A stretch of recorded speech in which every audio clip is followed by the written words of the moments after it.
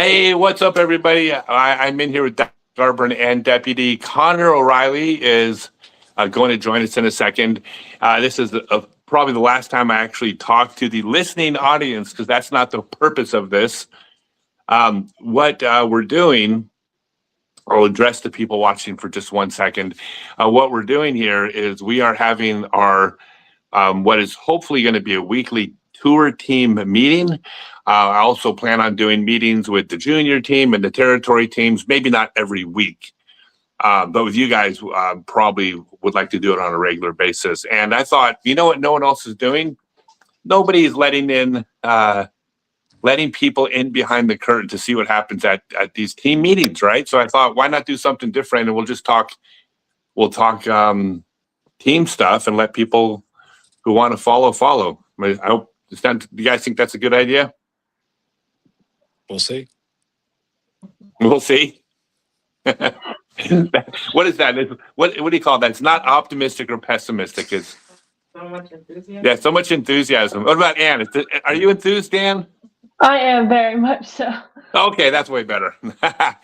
No, so first off, before we get started, if anybody and everybody watching, one of the things we're doing at Stokely Discs that is the way we're supporting the team is that everybody, every sponsored player, everybody on the tour team gets a code for when people like their fans, their followers, anybody that they interact with wants to make a purchase, they can purchase through the team members code.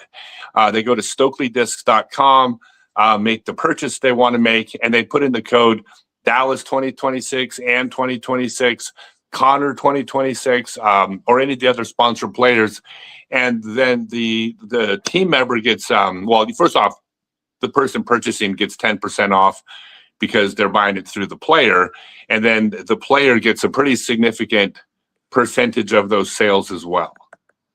And this is the idea is like, why not a system where the amount of money you make is directly connected to how much work you're doing and how much content you're putting out and how successful you are and how likable you are and how much people want to support you. So these people then can keep buying through your code effectively forever, which means when you bring people into the flock, into the fold, you can keep sharing in our successes. We can, we've look at it like a partnership as opposed to a sponsorship in this regard.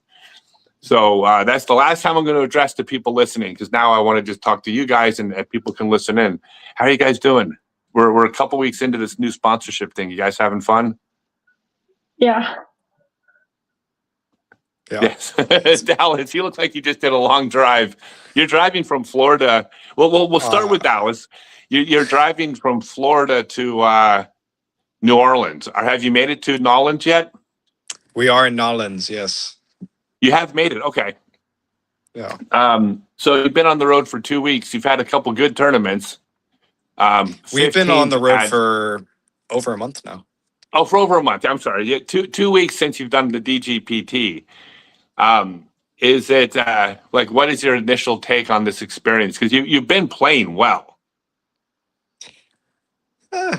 I've been playing inconsistent, but yeah, I've had 2 really good tournaments, and then I've had 2 bad tournaments. But I don't know. I like the experience. I kind of like being in an RV. I think it's a lot more comfortable than I initially thought it would be. I don't know. I think it's really nice to just kind of lay back. Well, I mean, also I'm not the one driving, which helps a lot. It's going to be very different next year, of course. But we got cribbage here. Like we've had 3 lightning delays in a row, the last 3 tournaments. And during the lightning delays, we just came back to the RV, played a couple games of cribbage, just hanging out, maybe have a snack, and then go back out on the course. It's not something I could have ever done in a car. So with how it is restricted, it's a smaller space than what I'm used to living in, but it's a lot bigger space than what I'm used to on a disc golf course. It's kind of nice having everything here all the time. Like it's impossible to forget something back home because the home's on the course pretty much, or wherever we're staying at. So I actually enjoy it a good amount. So you're adjusting. I'm happy to hear that. And you have, it's been a couple weeks now. you haven't been able to get into the tournaments yet. You want to explain that? Like, because if people are wondering why you weren't at the Supreme. Yeah, so my rating is 927, and it has to be 930 to be able to get into the events. But I think a lot of them are harder to get into, especially like Supreme Flight. I think because it was the first event of the year, it was just really hard to get into. But I am signed up for Jonesboro. I'm signed up for Champions Cup, and I'm hoping to get into Charlotte, or to, what is it called? The Charlotte is the Queen City. Yeah, Queen Yeah, City. Queen City Classic. Yeah. Yeah, I know it's frustrating for you. You're kind of like at that point where you're like you're just starting and trying to get past it, over that hump of getting the rating up high enough to get in, because you don't have tour points yet, which you're going to, obviously once you get on the tour, you'll be doing well, and like you're never going to look back. Like this is just this initial hurdle. Is it frustrating, or are you just spending your time? Have you been practicing and training a lot, or are you just? Yeah, so I'm excited because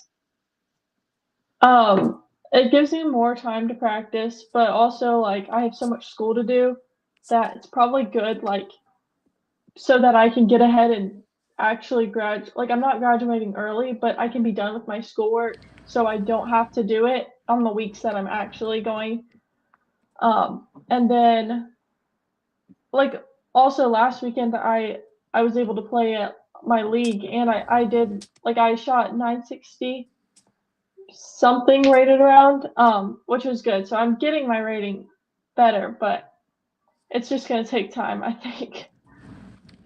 So yeah, it's actually like, so one of the things that I've told you guys when wanting you to work with me and Stokely Disc, is one of the things I have to offer is mentorship, to a large extent, not just competition, but the business side of disc golf. That's a huge part of this thing, right? It's, unfortunately, we're not at a point in our sport, minus a couple players, where you just to get to just go out and play. Like, maybe someday we'll be there and you just get to play and then sleep in, but not at the moment.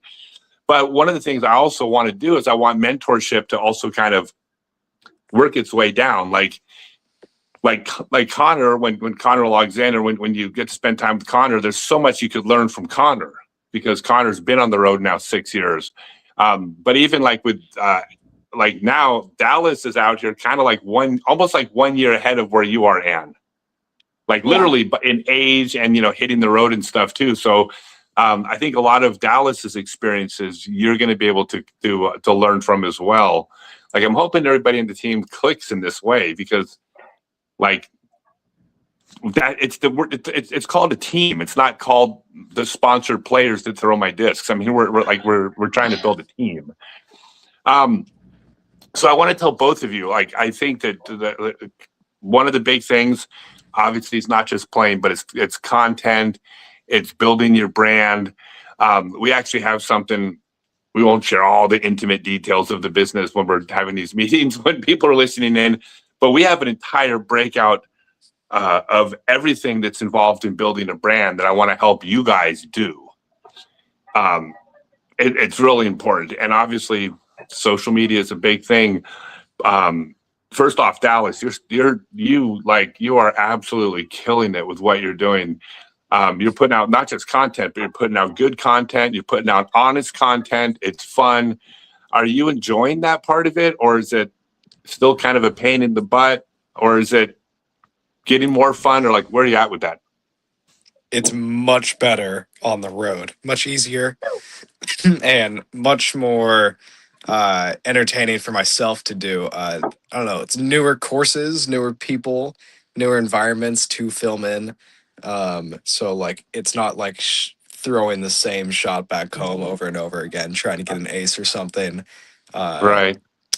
This weekend I filmed like 2 minutes after I tapped out an 18. I filmed a quick like minute and a half little recap of the round and how I was feeling, which I thought was pretty good. And I'll probably keep doing that because it's easy to do. But no, I've like my mom noticed this too. She's like, "Wow, you're actually, you're posting and you're like writing stuff up. Like you never used to do that without." Like she used to have to force me to write stuff and make posts, and I would forget all the time or I wouldn't want to. But no, I actually like am wanting to. It's not really wanting to grow my brand as much. I just kind of like doing it. Of course, I'm trying to grow the brand, but it's Right. I don't know. It's fun for me. Well, look, you're really, really like the difference in over just the last couple of years with you is night and day. But the difference in the last like 4 weeks has been night and day. Like, so this is real challenge when you're posting because I like what I've told you guys, which I think is really important with brand building, is that you got to be honest. Like, you got to be you. Like, if you're not being you, people will see through it. The facade's going to drop. Like, you want to be honest. At the same time, though, you still got to frame that honesty in a way that comes across well. I don't know how else to say it. Like, you can be honest and incredibly unlikable. You can say the same thing just as honest and have people connect to you. And how so it's doesn't change the reality of what you're trying to say. It's the presentation. And I'm going to be critical with you guys for that. I'm not going to tell you what to post or what to say, but I want to um, help you like frame things in the right way. And like right off the bat, you've been doing great. I got one criticism though, and this applies to you too, Anne, and it applies to you too, Connor. Whenever you log in, um, remember the biggest thing that you're doing as far as the financial side of this is building this base of people that follow you, that throw Stokely discs and chain discs that you are getting paid off of. You gotta put, like, when you do posts and stuff, you don't have to try to sell something every time, but you want things in there. You got to tell people that where they can go get the discs and how they can save the 10% and then how they can use the code so you get paid. This is how you will build your bank account. I mean, there's no other way to say it. I mean, this is how you build the thing. People do want to follow you and they do want to, carry Stokely discs. You make these great posts and people come by Stokely discs. Yay, I win. Good for me. What do you get out of that? Like, you're the one that shot the great video and then I'm the one getting paid for it. That's not like a partnership. A partnership is you getting your piece. Okay. So I'm going to keep bugging you guys to just always put those in there. Just even if it's at the bottom of the page, like just put the text at the bottom of the page, make sure it's in your bio. Okay, you guys, that's doesn't have, hey, I make more money when you don't do that. I'm looking out for you. And you've started making content a little bit more. I've been trying to. Okay. Now this is a little bit newer for you. Yeah. Is that, what about it's hard? I think all of it. I think I try too hard, or like I That's don't fair. know. Like I just did I don't know. It just depends on the video, I guess. Like I think it's easy for me if it's just like a couple of shots and then I just post the shots. I like to video edit, but I don't like to film, if that makes any sense. And I have a hard time talking. Like I really like Dallas's um like after the round when he's like talking about his round. Like I really like those and I want to start making them, but I feel like I'll mess it up for some reason. But I think I just need to talk in front of the camera more. But it's just something I'm gonna have to do over and over again and then get comfortable with it. So here, I'm gonna tell you something that's not what other people would tell you. Okay, ready for this? When you start talking on video, you're correct. It's not going to be that good. Okay, and no one wants to say that. They want to be like, "Oh, you were great. You were fine." Really? Are you good the first 5 rounds of disc golf or the first 5 times you played cribbage?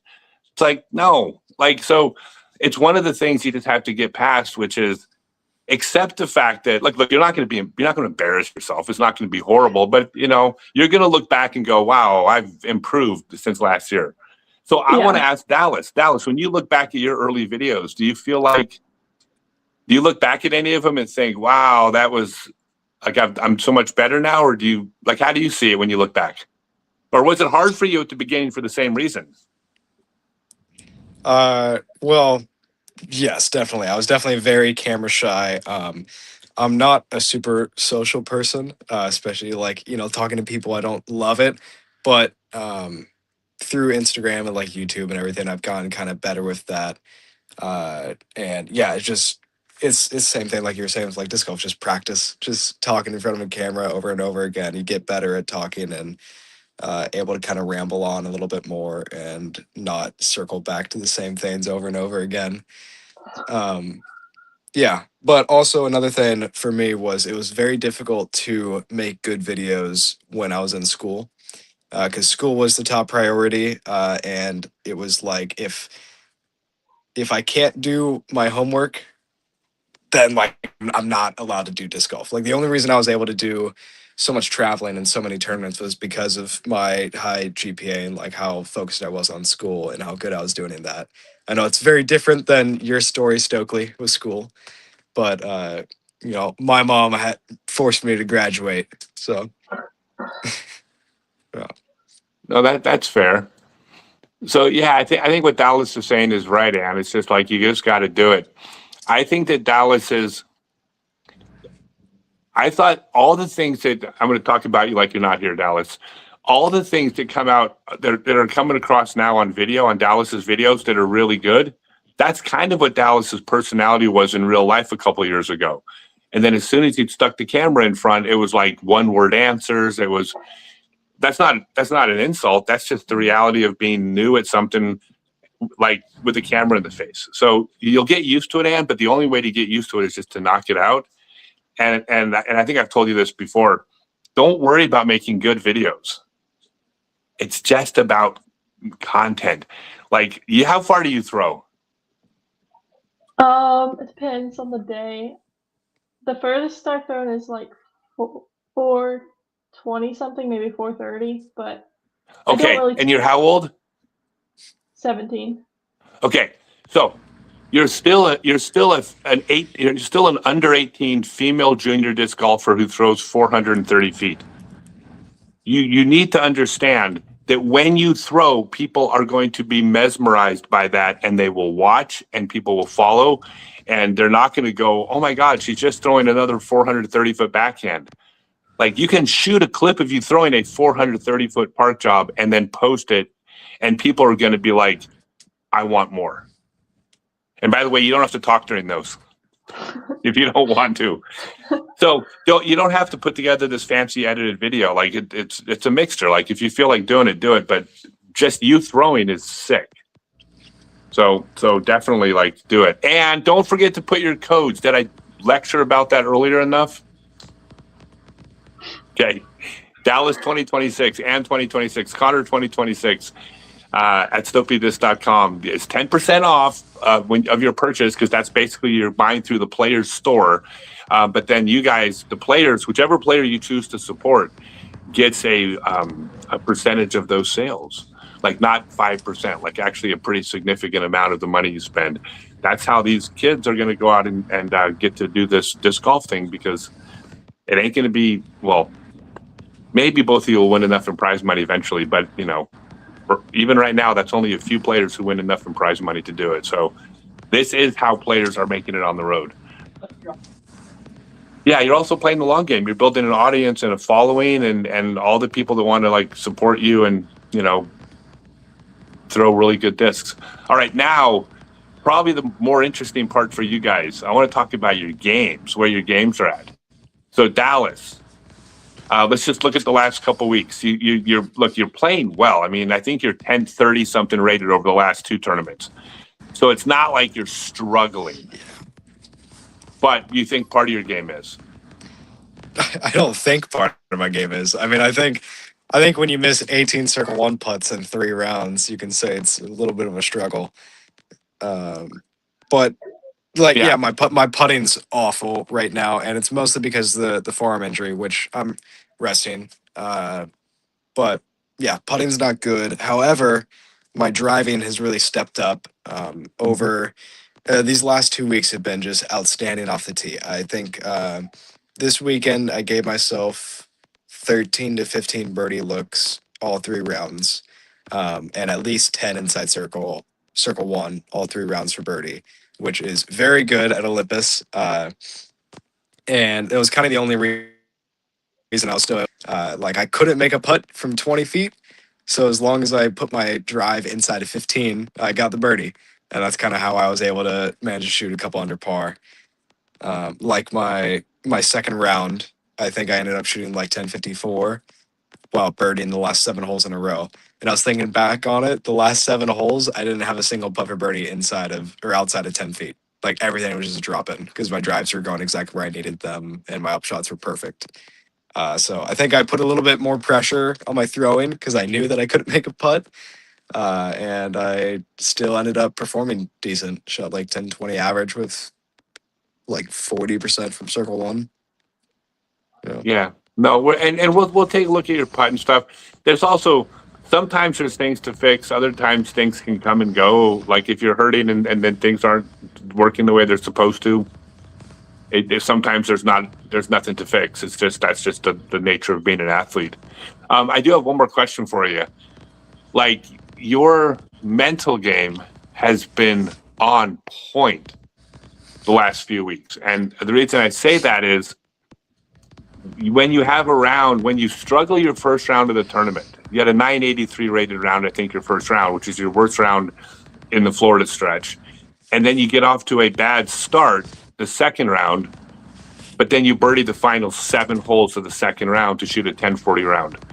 That to me, as just looking at it on paper, that I'm looking at that going, well, that's a really strong mental accomplishment because you were in the right place to just completely tank at that point, and you didn't. What did you do? Because I know that maybe sometimes in the past, maybe that you wouldn't have had that result, right? You guys can hear me. I think you're frozen, but we can still hear you. Oh. Okay. Like if we Hello? go back a year or two, you might not have pulled out of that. But all of a sudden last week or this weekend you did. What did you do? Like how did you keep your head in the game, or what did you do to recover mentally? Because that's really a big deal for you. Well, so far this entire stretch, like being on the road, I feel like I've had a lot better mental game. Alabama wasn't the best, but that was many reasons for that. But like Oak Grove, I triple bogeyed hole 9 in the first round, but I still managed to come back, and I ended up winning that event because I didn't really let it get to me. I just went on to the next hole. I think I went on a stretch of a couple birdies. And then this weekend, I had that horrible first round, but made a video right after it, kind of laughing at myself, like, man, I suck, but I'm going to come back tomorrow and try to shoot the best I can. And then I didn't. I started out horrible once again. But I never really got down on myself. I knew there was still a bunch of holes I could birdie. I still knew I was a good putter, even though like I couldn't make anything. I really didn't. I still ran everything like I was normal.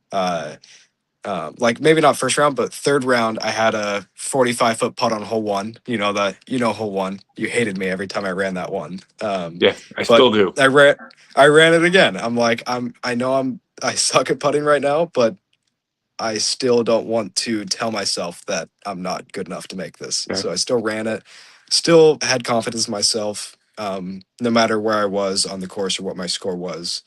And that was kind of one of the big things. I wanted to make sure I maintained a high level of confidence no matter how I was playing going into each hole. And I think that it really allowed me to have a good finish, especially those last 2 rounds. I think I had 7 birdies on the back 9, both the second and third round. I just ended up bogeying 18 in the final round. So just, going into each drive, each upshot, and each putt with the same level of confidence really benefited my scores. And No, mental, I love think that. that's I what it love was. watching it happen. Like I've been watching this over the last like 3 or 4 years, and it's super impressive. And just you keep up the good work. Got nothing negative to say about your mental game at all, man. It's really good. Anne, what have you been? You haven't been competing. What have you been working on? Like, what part of your game are you? Are you like working on a specific part of the game, or are you just trying to get better, or like what is your practice looking like?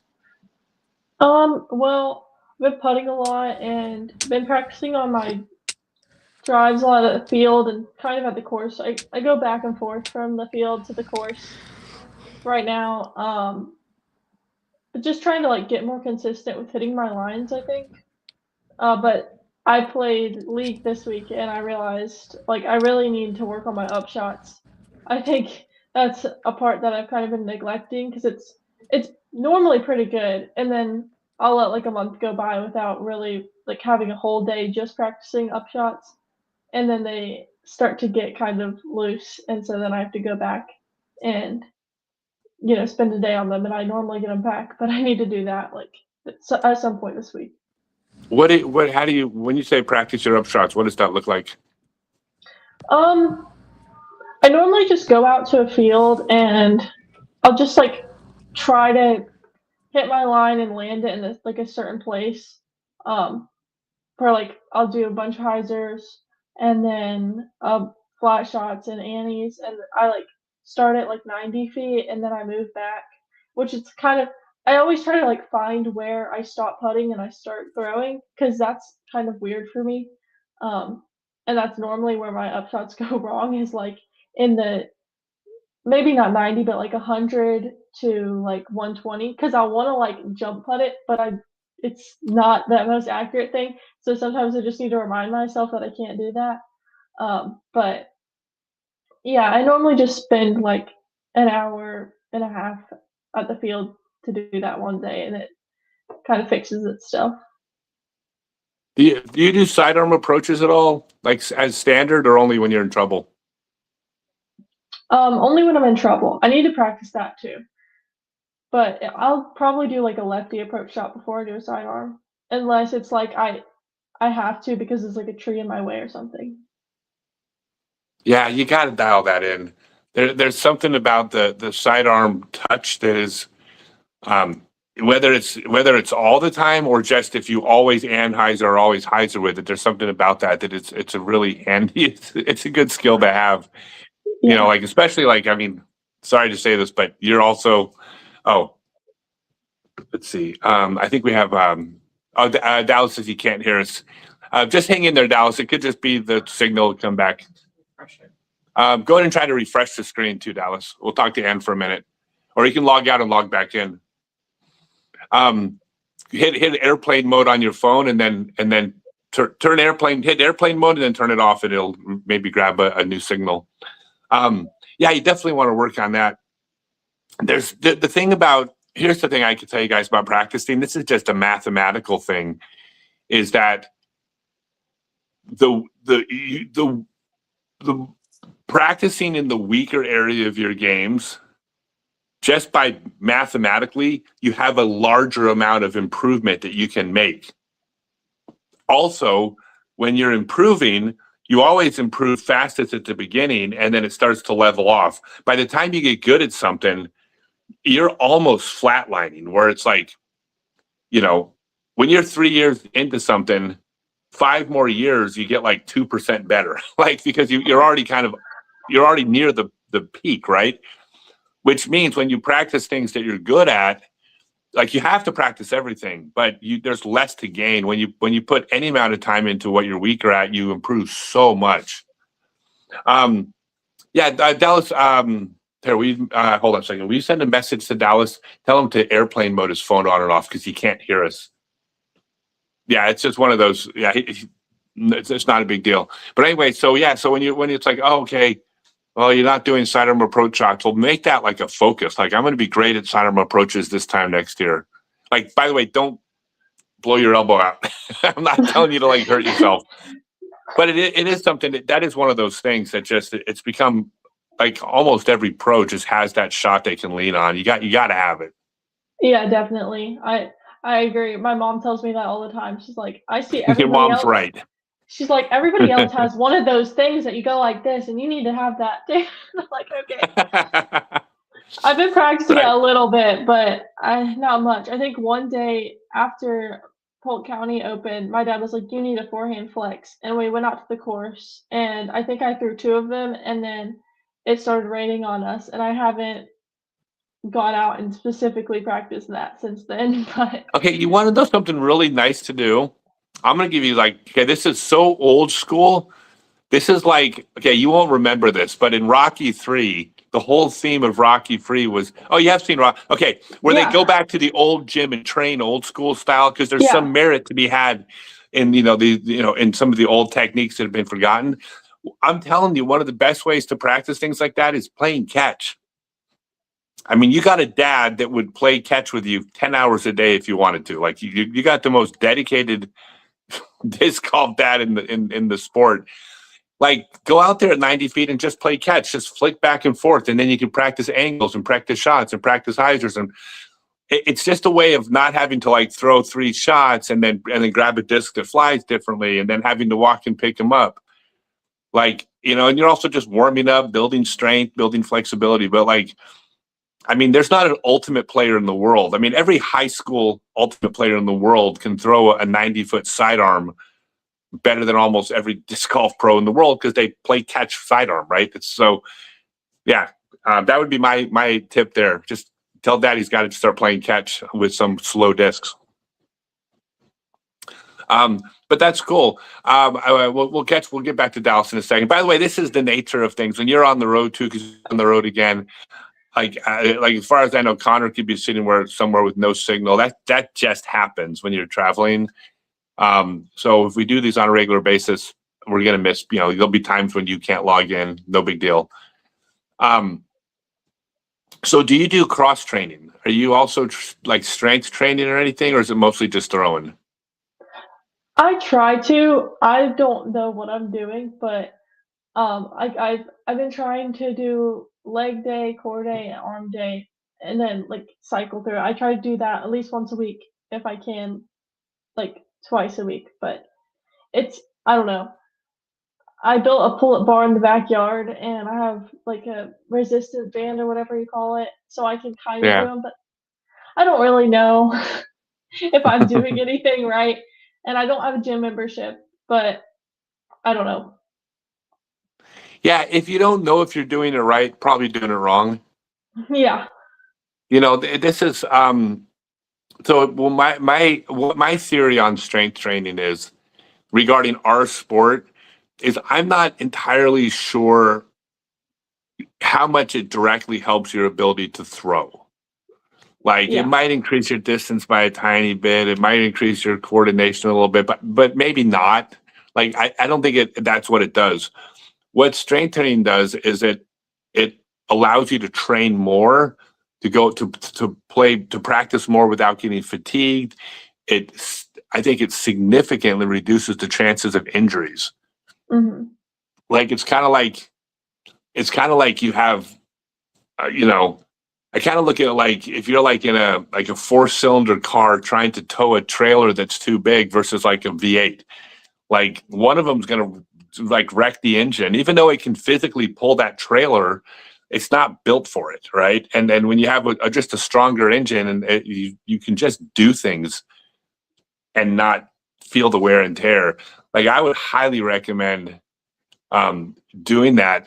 But you work with a trainer. Like, yeah, and by the way, a trainer, it's like $15 or $20 a couple times. You don't have to like spend a lot of money. It's not like you gotta have somebody there, pump it up, lift, like I don't think you need that type of trainer, but somebody to teach you like the correct, technique so you're not injuring yourself, a few times. And then I'm also a believer that it's full body. Like I don't think there's any gimmicky disc golf exercises like train your lats by pulling the band this direction. Like you use a lot of different muscles when you throw.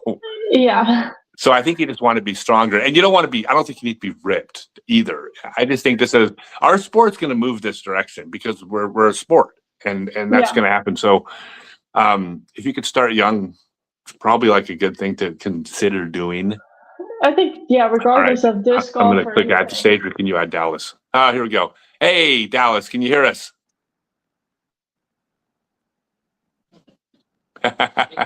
He's shaking no. That's okay. We'll talk. We'll chat with you, Ann. I don't know if you can hear So me, your but first I tournaments cannot hear anybody. are the ones you mentioned. You play local tournaments as well, right? You're going to be playing all the local ones.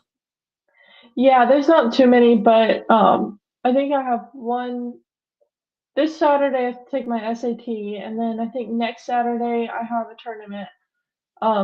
That's pretty close to my house. So Okay. I Okay. No, that's cool. And I know you're going to play the tournaments you can. Look, we're in it with you for the long haul. There's no pressure on my end for you to yeah. Also, just real quick, let Dallas know that's okay.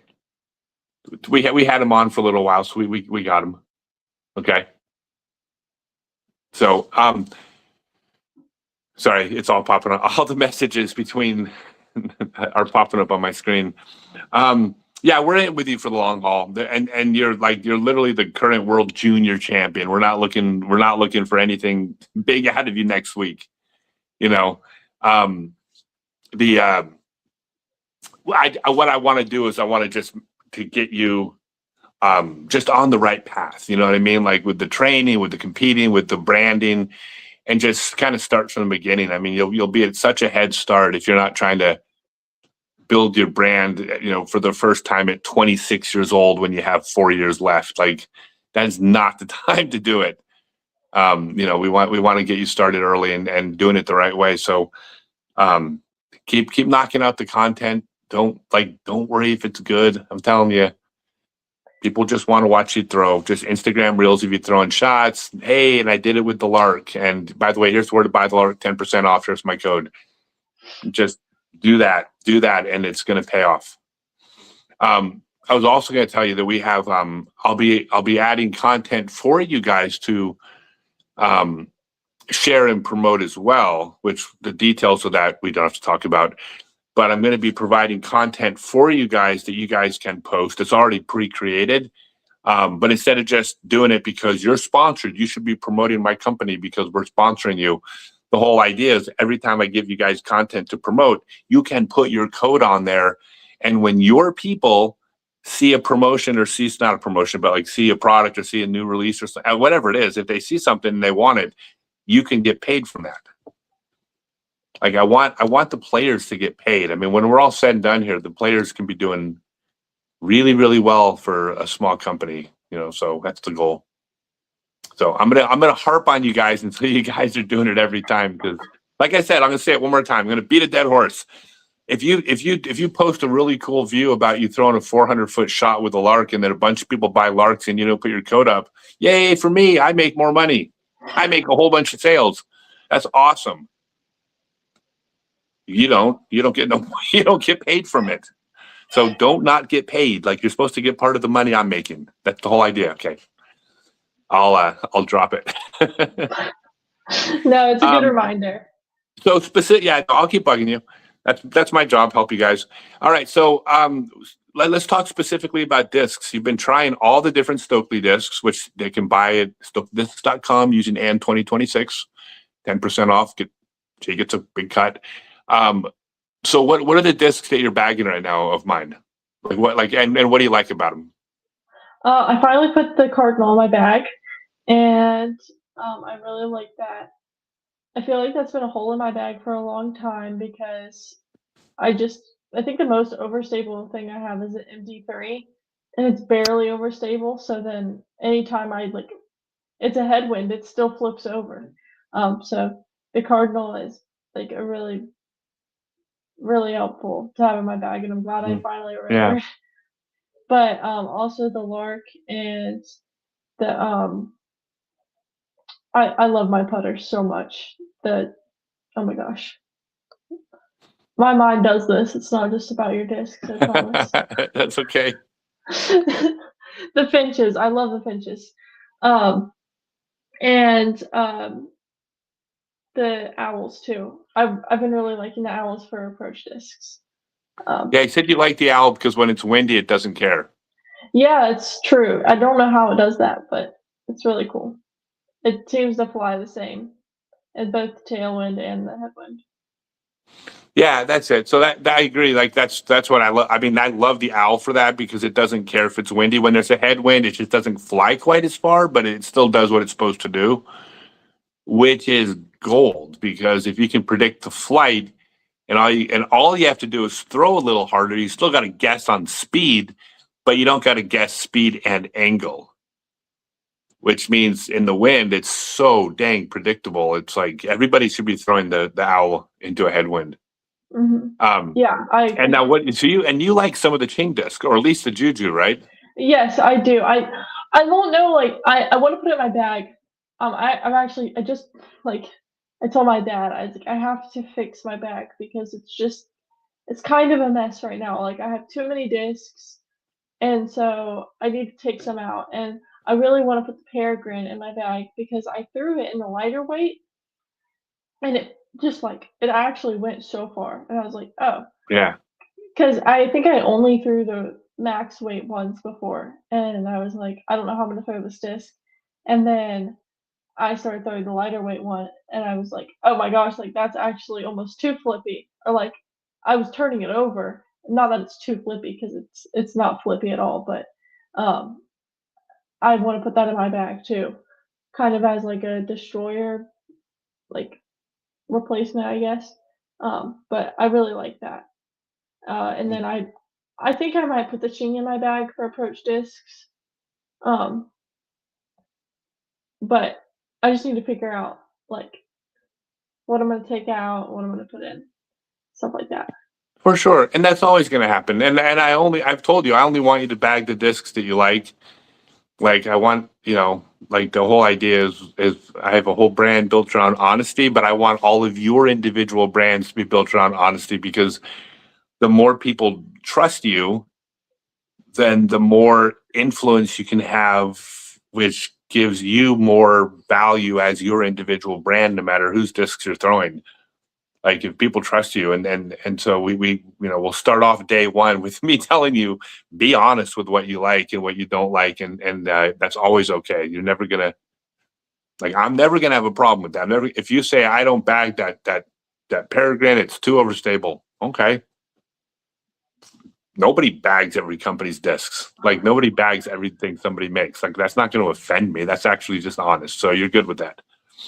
Um, So that's cool. I love that. And we're gonna have more discs coming out this year. They're all gonna be good. Like I mean, I've already thrown them all. I know we just have to pace our release because that's the nature of this business. We saw what happened a couple of years ago when a company released like 20 something discs at once without building hype around any disc. It didn't turn out well in hindsight. So um, unfortunately for you and Dallas and Connor and Carver and Gavin and Kelly and for everybody, we're going to have to release discs, at the pace we're releasing them. So you won't have a full Stokely bag for a while.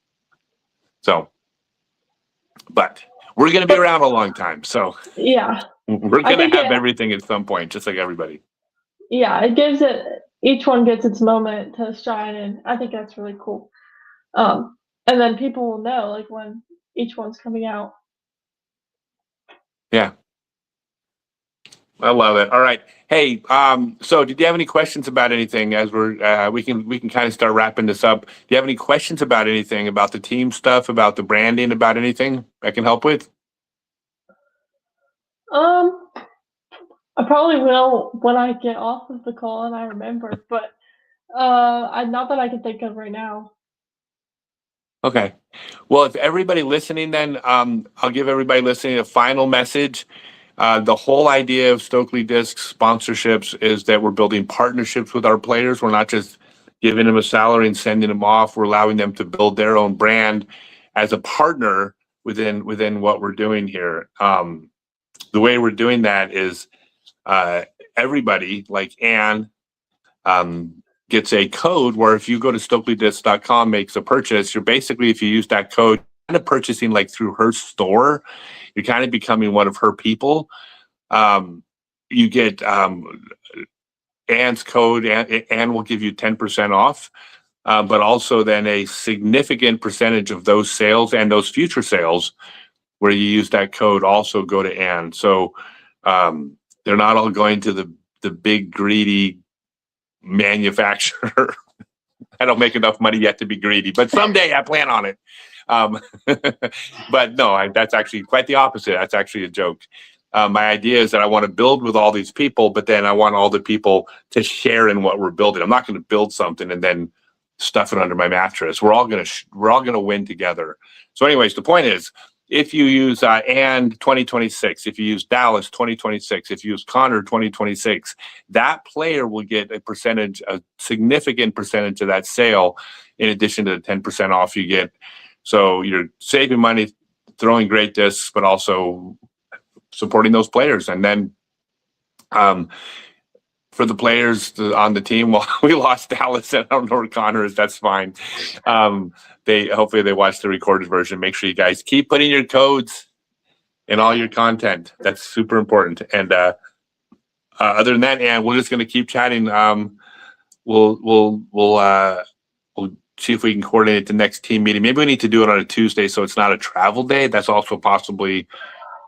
That might actually be better. Look, this is just an experiment. We're going to figure this out. But I think you like the idea of doing this?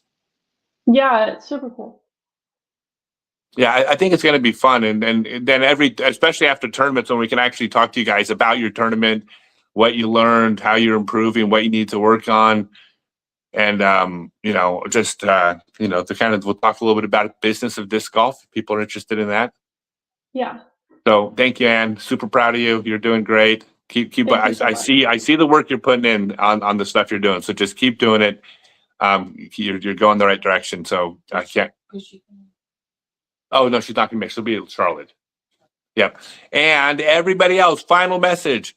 If you go to scottstokely.net/Discord, that's simply where you can get on like the inner circle of everything Stokely Discs is doing. We announced new releases in there. We share content. We have polls in there about things we're going to be making videos about. Like, it's basically you're kind of behind the scenes. Also in the inner circle, our sponsor players will pop in on occasion and chat with you, and you can chat with them, through the server and stuff. So it's a lot of cool stuff happening. scottstokely.net/Discord is our it's the inner circle, the flock, as we're going to start calling it. But thanks, Ann, and thank you, everybody. Hope you all enjoyed that. And if you do, we'll do more. Thank you. Thanks, guys. Thanks, Ann.